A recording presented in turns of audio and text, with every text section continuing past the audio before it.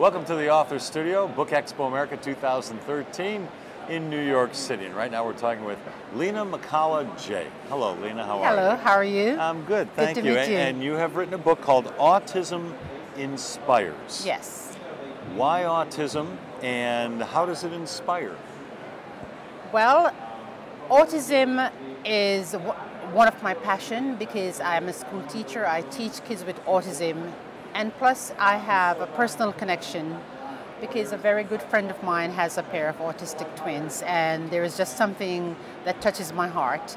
And over the years, I've taught these kids and I see what they can do, and they inspire me in the things that they're able to do, given the proper time and the proper treatment. And you are trying to inspire the readers in what way? I am trying to inspire the parents, the caregivers, and anyone who deals with an autistic child. Other teachers? Yeah, other teachers, absolutely. To let them know that these kids, they can learn. Don't give up on them. They are children just like any other child. It just takes some time. You need to find their niche and teach to their strength. When you were dealing with your friends' children, the autistic children, was there an aha moment? Was there a moment where you said, you know what? They might have this condition, but there is something there. There is some spark. What happened that made you realize this?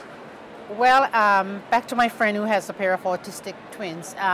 One of the deficits with autistic children is that they don't make eye contact. So I was playing with one of the boys. I was on the floor and I couldn't get him to look at me. So what I did, I put some shaving cream on the tip of my nose, and he laughed. And the scientists say that they have no humor, and I found that was very touching. He does have humor. You just have to find what's funny for an autistic child. And are there degrees of autism? It's a wide spectrum. You may have a kid that has all the diagnosis, no eye contact, no speech, just plays by himself. And you may have a child who has no self-help skill. That means you could have a 7-year-old who's not potty trained. And then you could have a child who has language and has deficits in other areas. So the spectrum is pretty wide. In your research, have you found that autism is specific to a common population? It's not. It's mainly boys more than girls for some reason. The statistics says 1 out of 10 boys will have autism. And the science does say when a girl has autism, it's more severe. It's not specific to any, I would say, ethnic population because it's all over. I went to China in November, and autism is all over. I've been to England, it's there. My country, Jamaica, it's there. Right here in America, it's there. So it's not specific to any one population. And you're getting a lot of interest internationally on the book, aren't you? Yes, I am. What languages are you printed in so far? Well, so far I have it in English, I have it in Mandarin, and I have it in Spanish. And I know you've been talking with some others, some other countries, some other publishers in other countries, yes? Yes. I'm trying to get the rights to also go into other countries. I just met with the people from India just right now, and they're also showing an interest in the book. How many books have you written? I've written just 2 books. One on homelessness and one on autism. So you are all about causes, yes? Yes. Issues that affect children are kind of dear to my heart. And as a school teacher, I find there are kids that come in and they're homeless, and you don't know why a child falls asleep. But as a teacher, you take the time to find out that there's sometimes you don't know exactly what's wrong, but you know there's a problem. And there are kids who are homeless. And it's for us to identify that. I just feel every child deserves a home. Understandable. And that is near and dear to my heart. Lena, back to the autism for a second. What's the main message you're trying to get across in the book?